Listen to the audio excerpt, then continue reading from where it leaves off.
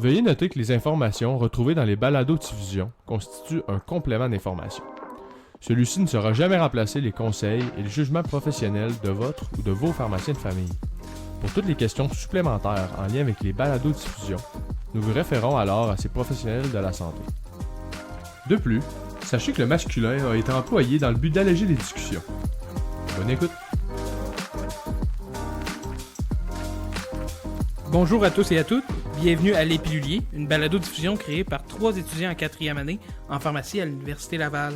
Je m'appelle Émile Bergeron et je suis aujourd'hui accompagné de mes collègues de classe qui sont également étudiants en médecine à l'Université Laval. Bienvenue à tous les auditeurs, moi c'est Émile Gilbert. Et moi c'est Gabriel Couture. Aujourd'hui on va discuter des allergies saisonnières. On trouvait ça quand même pertinent de parler de ce problème de santé-là. C'est vraiment fréquent, là. En fait, selon des données du ministère de la Santé en 2011, il était estimé qu'environ 1 personne sur 6 était touchée par la rhinite allergique. Ça, c'est un peu le nom fancy, excusez-moi l'anglicisme, là, pour dire couler du nez, puis avoir le nez bouché, en fait, de façon secondaire à des allergies. Parmi ceux-là, plus de la moitié ont eu des symptômes assez importants pour aller consulter leur médecin. Fait que c'est quand même pas négligeable. Dans cet épisode-là, on va vous parler premièrement de comment ça fonctionne, ça, les allergies saisonnières. Ensuite, on va aller regarder un peu les traitements qui sont utilisés pour traiter les symptômes d'allergie, puis les particularités de chacun des traitements. Finalement, on va vous donner des petits trucs, là, autres que les médicaments, pour essayer de limiter vos symptômes d'allergie. On dit allergie saisonnière, mais selon la chose à laquelle on est allergique, les symptômes peuvent être présents à l'année. La raison pour laquelle on dit que c'est saisonnière, c'est que les principaux allergènes varient selon le moment de l'année. Fait que les bourgeons entre mars et mai au printemps, les graminées entre mai et juillet, et l'herbe à poux entre juillet puis septembre.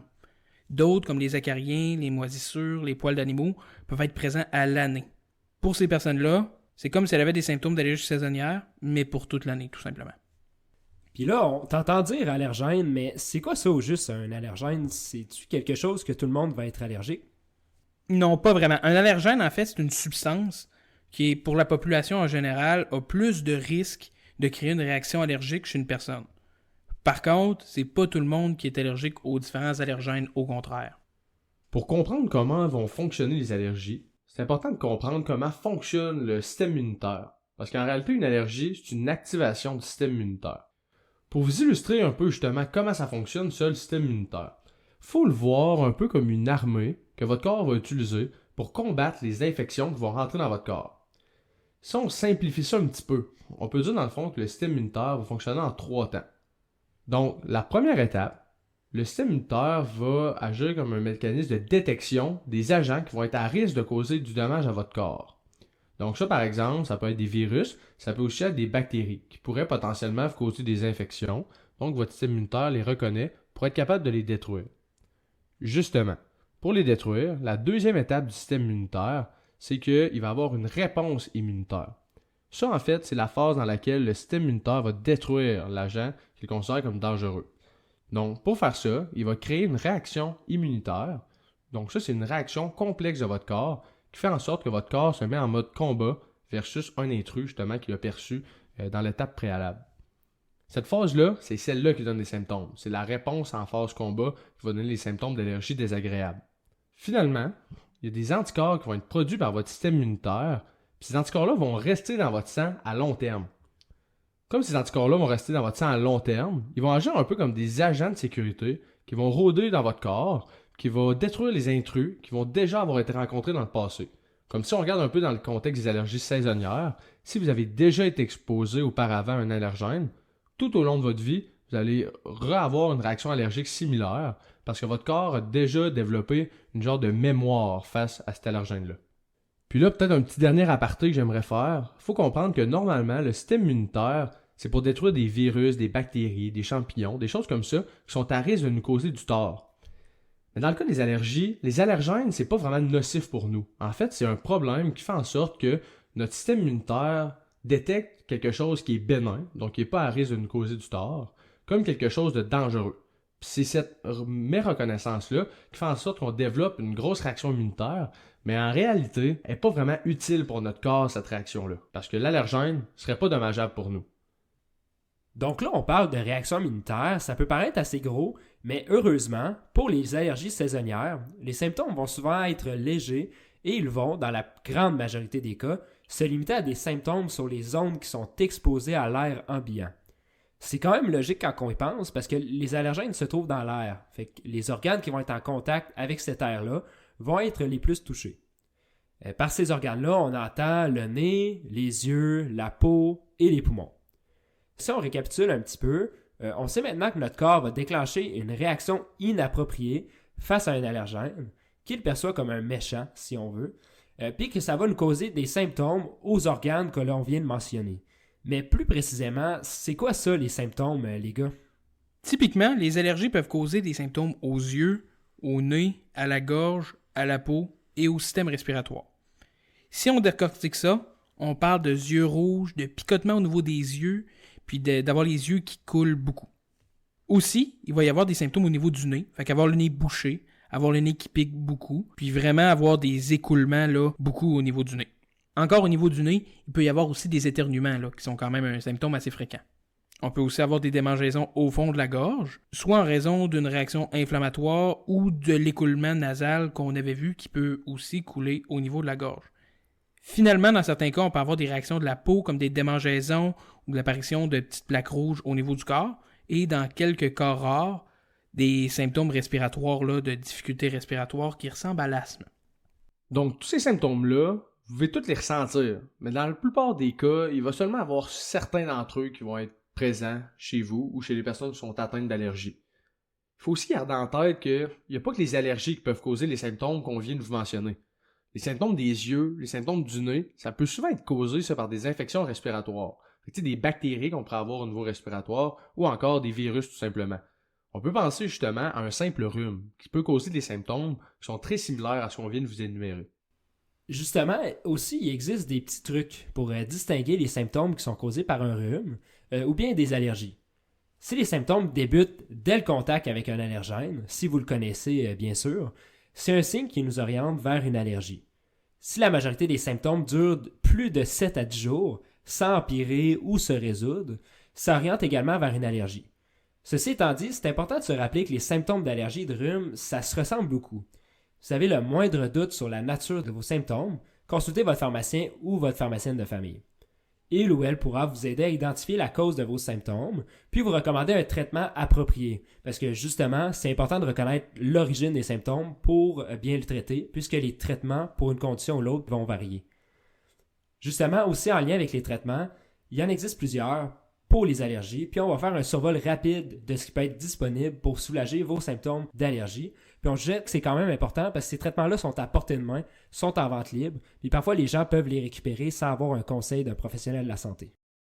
Bien que les traitements pour les allergies saisonnières soient à portée de main en pharmacie, il y a beaucoup de particularités entre les différents traitements, puis il n'est pas toujours évident de savoir lequel est vraiment fait pour nous.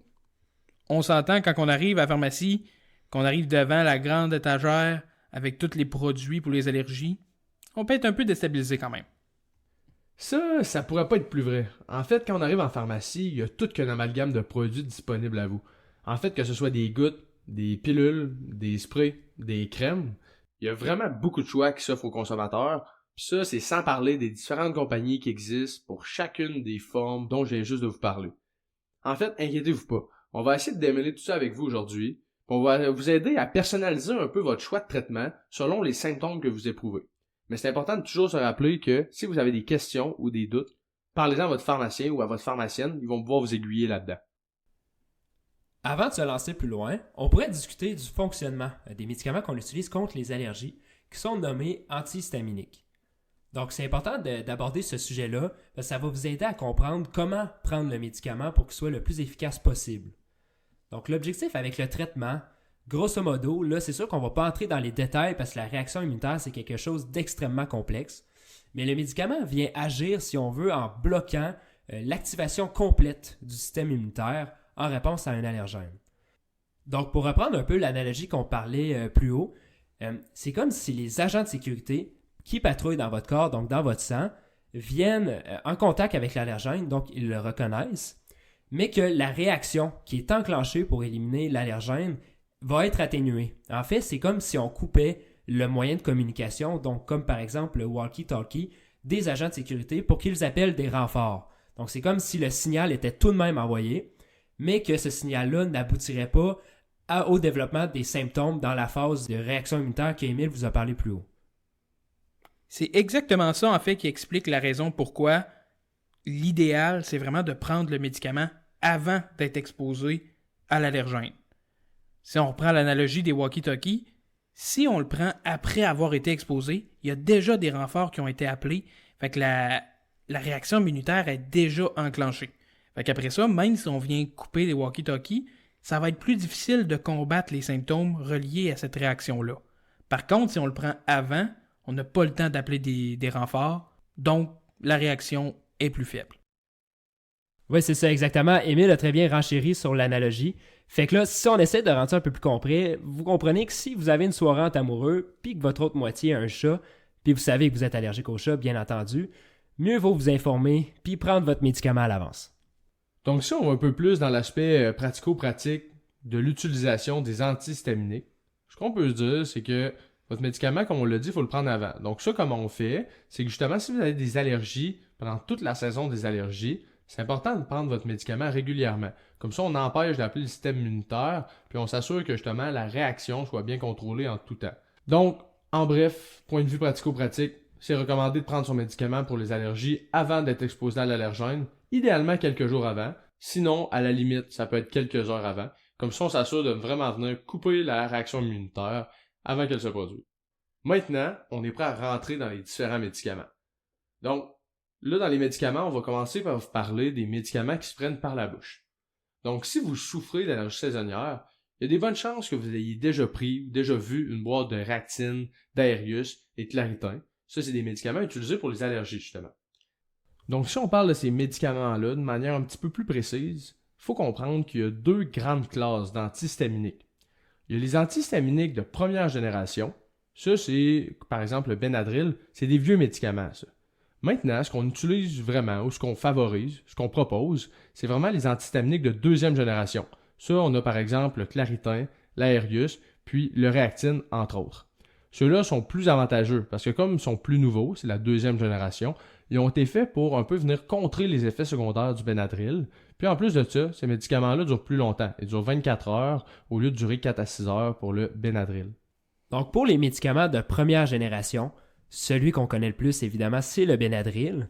Faut savoir qu'il cause beaucoup, mais vraiment beaucoup d'effets secondaires, sans avoir plus d'avantages au niveau du contrôle des allergies. En fait, selon les médecins qui forment la Société canadienne d'allergie et d'immunologie clinique, le Benadryl serait surutilisé tant au niveau des allergies comme le rhume des foins et des conditions de peau, alors que celui-ci serait moins efficace que les nouveaux médicaments de deuxième génération. En plus de ça, comme je l'ai mentionné, il y a vraiment plus d'effets secondaires que les nouveaux médicaments. On parle de somnolence, de bouche sèche, de constipation, de sécheresse des yeux, puis il y en a beaucoup plus. Donc, c'est pas une alternative qui est vraiment intéressante quand on prend le temps d'y penser. Lorsqu'on parle des médicaments de deuxième génération, on parle de Reactine, Aerius, Claritin, Allegra ou d'autres médicaments qui sont vraiment sous ordonnance, comme le Blexten ou le Rupall. Généralement, ce qu'on veut que vous reteniez par rapport à ceux-là, c'est vraiment qu'ils sont priorisés, puis c'est eux qu'on veut donner en priorité pour le traitement des symptômes d'allergie. Simplement parce qu'ils ont beaucoup moins d'effets secondaires, comme on l'a mentionné, puis ils ont un niveau d'efficacité très similaire. On dit que c'est mieux toléré, mais même si c'est beaucoup plus rare qu'avec le Benadryl, c'est possible d'avoir un peu de somnolence avec certains de ces médicaments-là, mais vraiment à moindre degré. Ça serait plus fréquent avec la Reactine, le Blexten et le Rupall. Les deux derniers, comme j'ai dit plus tôt, sont seulement sous prescription. Donc, en résumé, si vous avez des symptômes d'allergie, on prioriserait les antihistaminiques de deuxième génération, comme on vient juste de vous mentionner, parce qu'ils sont un petit peu plus efficaces et sont considérés comme plus sécuritaires. Donc là, on vous a parlé des médicaments qui étaient à prendre par la bouche. Mais comme on l'a parlé plus tôt, les symptômes d'allergie, ça varie beaucoup d'une personne à l'autre. Puis des fois, on peut seulement avoir certains symptômes d'allergie. À ce moment-là, il existe des formulations d'antihistaminiques qui vont vous permettre de cibler ces symptômes-là. Par exemple, si vous aviez uniquement des symptômes au niveau des yeux, comme par exemple de la rougeur, du larmoiement, donc des larmes, ou des démangeaisons au niveau des yeux, il existe des gouttes qui sont utilisées pour les yeux qui vont vous aider justement à soulager ces symptômes-là. Ces gouttes vont contenir des antihistaminiques, donc les mêmes médicaments qu'on vient de vous parler, qui eux se prenaient par la bouche. Donc ça vient faire le même effet, donc ça vient mettre un frein à la réaction immunitaire qui va être causée par les allergies. En plus de ça, quand on vient l'appliquer localement, donc seulement au niveau des yeux, on vient se sauver des effets indésirables qui sont possibles dans l'ensemble du corps. Donc c'est bien beau tout ça, mais la contrainte avec ces gouttes-là, c'est que la grande majorité sont uniquement disponibles sous prescription. Donc la grande majorité des gouttes sont vraiment derrière le comptoir auprès du pharmacien. Donc on ne peut pas vraiment y avoir accès dans les allées de la pharmacie. Par exemple, si vous avez déjà eu des gouttes en prescription, le pharmacien pourrait, selon certains critères, vous les prescrire à nouveau. Donc, n'hésitez pas à en parler à votre pharmacien ou à votre pharmacienne de famille si vous souhaitez avoir ces gouttes. J'aimerais rajouter une petite nuance en lien avec ces gouttes-là. Comme on l'a dit un petit peu plus tôt, ils sont uniquement disponibles derrière le comptoir. Pourtant, quand on se promène dans les rangées, puis on va dans la section pour les gouttes pour les yeux, il y en a beaucoup qui est mentionné allergie dessus ou yeux rouges, qui est un des symptômes qu'on a dit qui était quand même présent. Par contre, ces produits-là, on les aime pas vraiment parce qu'ils vont créer une dépendance au niveau de l'œil, puis il faut pas les utiliser plus que 3 à 5 jours. Parce que si on les utilise plus que 3 à 5 jours, oui, ça va être relativement efficace, mais juste, pas pour la démangeaison, là, juste pour la rougeur. Mais quand on va les réarrêter, la rougeur va revenir, des fois un peu plus forte, puis on n'aime pas ça au bout de la ligne. Cette rougeur rebond-là, quand on arrête le médicament, est parfois encore pire que quand on a commencé à le prendre. Fait que vraiment, le mot d'ordre, c'est d'éviter ces produits-là à tout prix. Ils vont causer plus de problèmes que de bienfaits. Il y a une autre option aussi qu'on a pour les symptômes d'allergie, mais cette option-là est seulement disponible derrière le comptoir, donc il faut demander au pharmacien pour y avoir accès. Cette dernière option-là, c'est des sprays nasales de cortisone. Ces traitements-là sont vraiment intéressants, parce qu'ils vont traiter à la fois les symptômes du nez, mais aussi les symptômes des yeux, étonnamment. Toutefois, même si le début d'efficacité est quand même rapide, on parle ici d'environ 48 heures, il faut prendre le médicament régulièrement pour au moins 14 jours pour voir l'efficacité maximale. C'est possible que ces traitements, soit les sprays nasaux, rendent le nez un peu plus sec. Si c'est le cas, on peut quand même revoir la technique d'utilisation, c'est vraiment important, ou bien diminuer la dose ou utiliser des hydratants qui sont disponibles sur les comptoirs en pharmacie. Généralement, les dispositifs nasaux, s'ils sont bien utilisés, on ne voit vraiment pas d'effets secondaires significatifs qui vont motiver les gens à arrêter le traitement. Un élément qu'on pense pas tout le temps, c'est comment on peut faire pour réduire nos symptômes s'ils sont présents malgré nos traitements ou s'ils sont sur la limite de « ça m'énerve, mais pas assez pour dire que je prends une pilule pour ça ». Évidemment, les mesures qu'on va prendre vont dépendre de ce à quoi on est allergique. En résumé, la meilleure façon de se donner une chance, c'est d'éviter au maximum les contacts qu'on peut avoir avec les allergènes ou bien de s'en débarrasser. L'exemple le plus facile, c'est le pollen. Premièrement, c'est d'éviter le plus possible d'être en contact direct avec cet allergène-là. Donc, on essaye de se limiter d'aller trop à l'extérieur si possible, les journées où les niveaux de pollen sont vraiment élevés, puis on s'assure de bien fermer les fenêtres. On va aussi éviter de faire sécher notre linge dehors sur la corde à linge. On y pense pas, mais si on fait ça, le pollen ne peut pas se coller sur nos vêtements, ça ne peut pas provoquer de grosses réactions plus tard quand on va les porter. Mais là, on s'entend que d'éviter de sortir chez soi, c'est pas toujours facile. Surtout si, par exemple, on travaille dehors. Donc, dans ce temps-là, qu'est-ce qu'on pourrait faire pour éviter d'avoir des symptômes d'allergie? La meilleure façon de s'aider, c'est qu'en arrivant chez soi, on met directement nos vêtements au lavage, puis on va prendre une douche. Le pollen, même si on s'en rend pas compte, peut rester collé sur notre peau, dans nos cheveux, sur notre linge, donc on veut se débarrasser le plus vite possible de tout ça en arrivant. Un autre détail, le pollen est moins présent tôt le matin et tard le soir. Donc, si on est capable, ça exclut les moments où on travaille dehors, on s'entend, mais on va tenter d'organiser nos sorties autour de justement tôt le matin, tard le soir, quand on a des très très fortes allergies. En ce qui a trait aux autres allergènes qu'on va dire plus chroniques, donc ceux qui vont être là à longueur d'année si on veut, on va s'organiser pour limiter les contacts encore une fois avec ceux-ci. Donc, si on va voir par exemple notre ami qui a un beau chien, puis qu'on sait qu'on y est allergique, on va se laver en arrivant, puis on va se changer. Si vous êtes plutôt allergique aux acariens, on va se mettre un horaire plus régulier pour le nettoyage de nos draps, puis on va s'acheter aussi si possible des housses anti-acariens pour le matelas et les oreillers. Il y a un petit détail important ici que j'aimerais rajouter. On dit que c'est important de laver les draps, puis c'est vrai. Mais c'est important par exemple de bien les laver à l'eau chaude, et je répète, à l'eau chaude, parce que l'eau froide, ça tue pas les acariens. Puis il y a beaucoup d'entre nous qui ont tendance à laver leurs draps à l'eau froide, pour une bonne raison, en fait, une raison d'économie d'énergie.